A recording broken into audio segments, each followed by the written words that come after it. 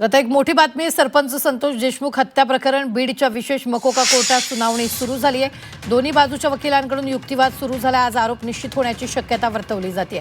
ही सगळ्यात मोठी बातमी आपण आत्ताच्या क्षणाची पाहतोय। सरपंच संतोष देशमुख प्रकरणी एक अपडेट आली आहे, ती म्हणजे बीडच्या विशेष मकोका कोर्टात सुनावणी सुरू झाली असून दोन्ही बाजूच्या वकिलांकडून युक्तिवाद सुरू आहे। आज आरोप निश्चिती होण्याची शक्यता वर्तवली जाते आहे। बीडच्या विशेष मकोका कोर्टात ही सुनावणी सुरू आहे।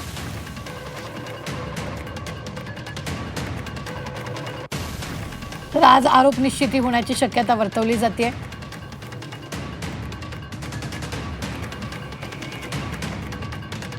सरपंच संतोष देशमुख हत्या प्रकरणी ही मोठी अपडेट आहे। बीडच्या विशेष मकोका न्यायालयात सुनावणी सुरू असून दोन्ही बाजूंचा युक्तिवादही सुरू आहे।